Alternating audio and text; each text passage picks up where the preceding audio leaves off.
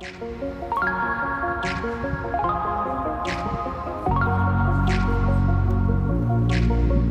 what's up everybody, welcome back to my YouTube channel, and today I'm back at you with another tech review. And as you can see, today I have the ROG Phone 3 in my hand here, and I actually have the previous generation ROG Phone 2 as well to compare a little bit here and there. And yeah, had a pretty interesting time with this phone. Took it to the first ever WRC World Rally Championship in Estonia, which was pretty fun, and compared it to my pretty old iPhone 7. So I have a pretty interesting couple of shots coming here. But anyway, should you buy this phone or not, right? It costs around $700 to $800 or euros, depending where you live. And you can buy it from Amazon. I'm gonna leave my Amazon affiliate link down below in the description if you wish to check it out. And yeah, let's talk a little bit about this phone and see how good it is, and then in the end I'm gonna give my final verdict as well. But anyway, this is one of the fastest phones on the planet right now, I guess, right? If you're looking for something that gets you the best performance out of games, or helps you render out videos in breakneck speed, then this is pretty much what you wanna get. Now the thing is it really that much better than other non-gaming flagship phones out there, right?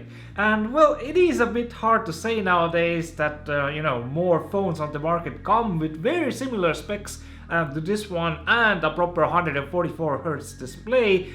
And non-gaming phones usually have a great camera to back everything else up as well, right?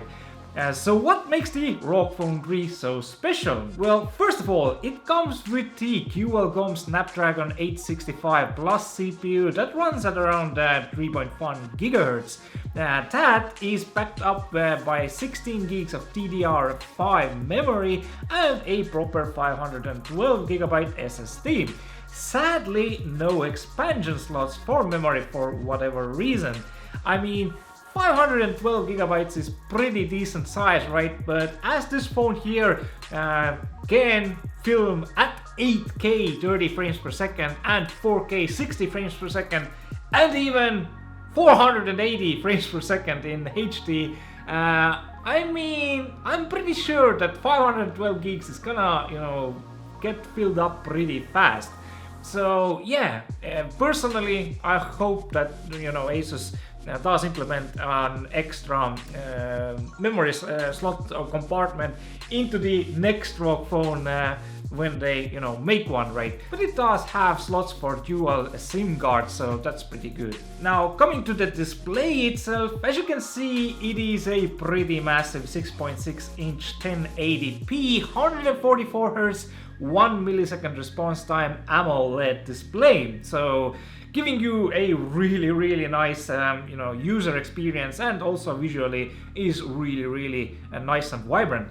For battery, it houses an enormous 6000 milliamp battery that can keep the phone working for days, you know, depending on your usage, of course. And ASUS has also some very neat battery saving options in the software for those who wish to, you know, take the life of the battery to the maximum, which is pretty nice to see. And all of this put together into one single phone is pretty insane to see here.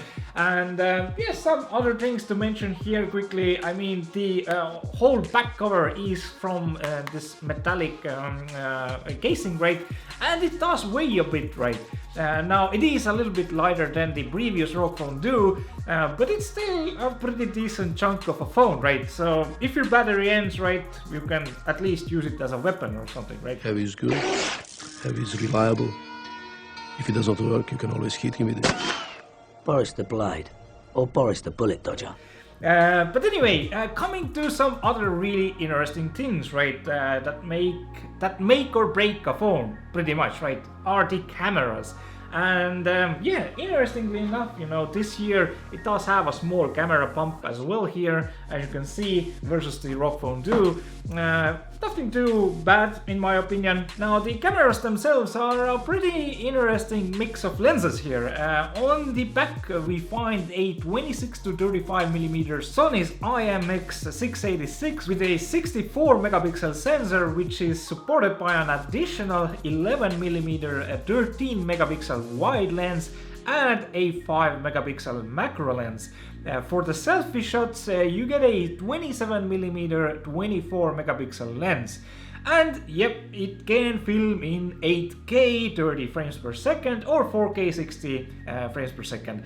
It even has an option to do super slow-mo videos at 480 frames per second at 720p, which is pretty neat. Now, coming to the actual video and photo quality of these lenses is a little bit of a letdown, if I'm honest here. As I mentioned earlier, right, I did take it with me to the very first WRC event in Estonia, Rally Estonia, which was pretty fun. It was pretty nice to see cars, you know, going past me in breakneck speeds, right? But I did compare this phone to my 4-year-old iPhone 7 and took some comparison shots, and man, the iPhone 7 is just so much better in most shots, right? So testing out the camera here, the selfie camera, and as you can see, it's pretty freaking narrow versus the old iPhone 7, which is quite sad. And the quality is, it's decent, but goddamn, an old iPhone is pretty good as well.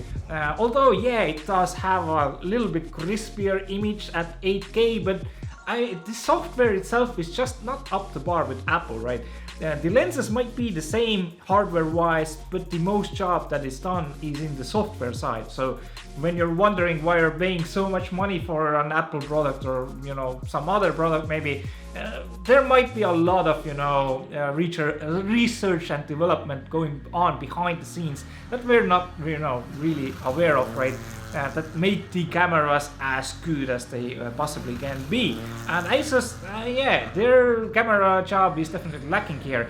And I do want to, you know, argue with people and some other reviewers out there, you know, saying that, you know, gamers don't care about cameras. They don't. It's not meant for, you know, people who want to do videos or photos, right?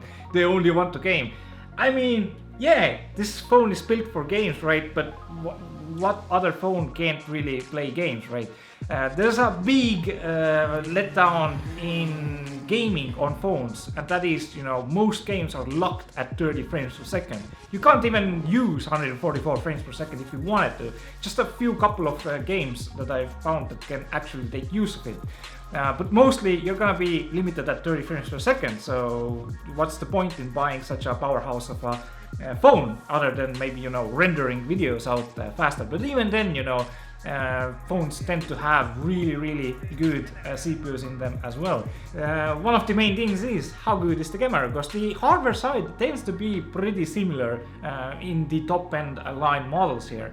Of course, ASUS has done, you know, an incredible job with the hardware specs, but the cameras are just not there. It's just not as good as a 4-year-old iPhone, and that needs to change.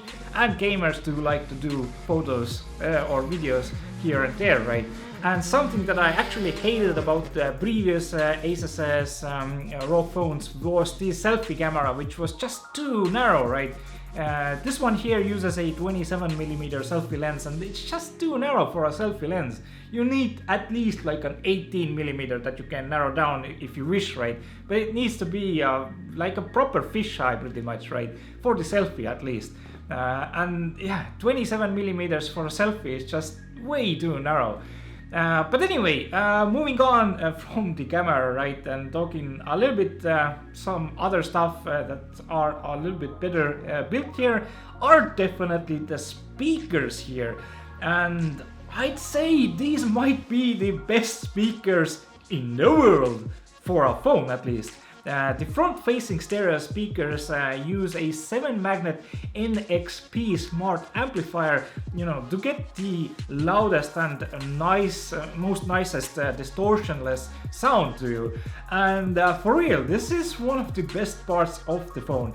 Watching videos without headphones or playing games was just super nice thanks to these speakers. They're just really freaking good. Now, of course, you can hook up your USB Type-C or 3.5mm headphones to the phone as well. There is a small 3.5mm dongle for those who need it, and there is even an extra fan that comes with the phone that you can hook onto the backside of the phone to help it cool down while doing longer gaming sessions. And man, I have to say, it is a pretty neat idea, because after playing games on your phones for longer than, like 10 minutes or so, you start to feel how hot phones can get.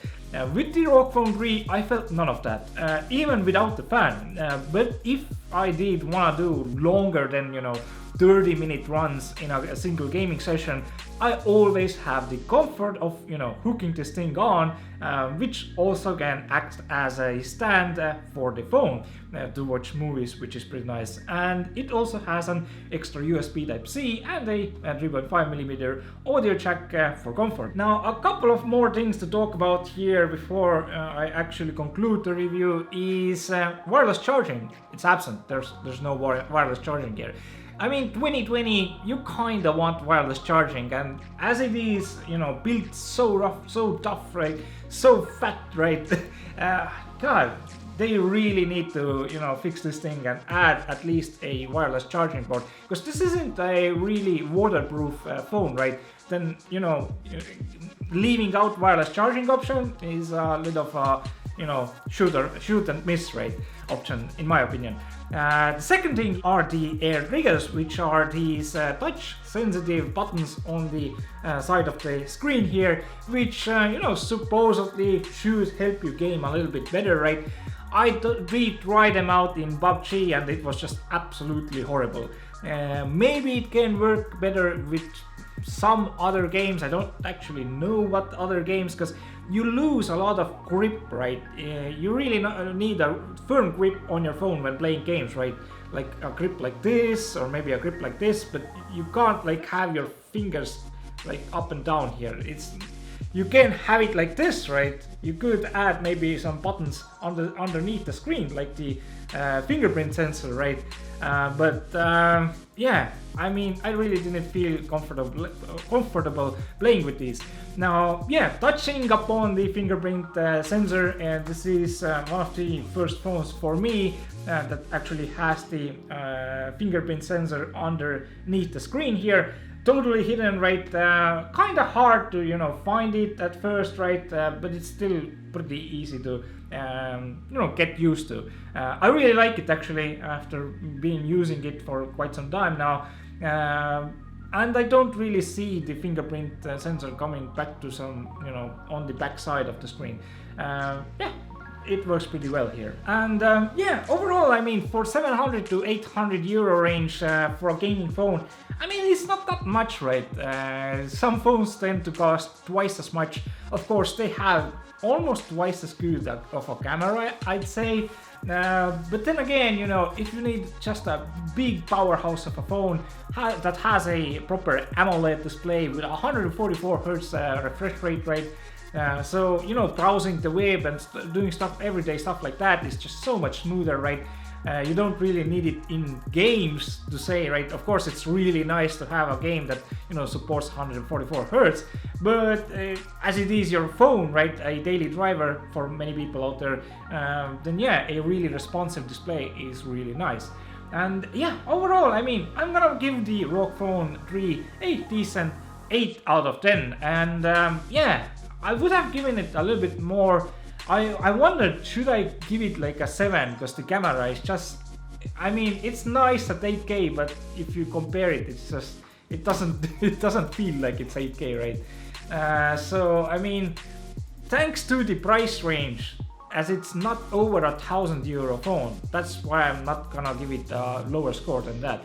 So 8 is pretty well priced actually, and the camera is it's not the best, but it's not the worst as well, right? So it's definitely fine for most people. And the lack of, you know, storage, you know, options is a bit of a letdown as well.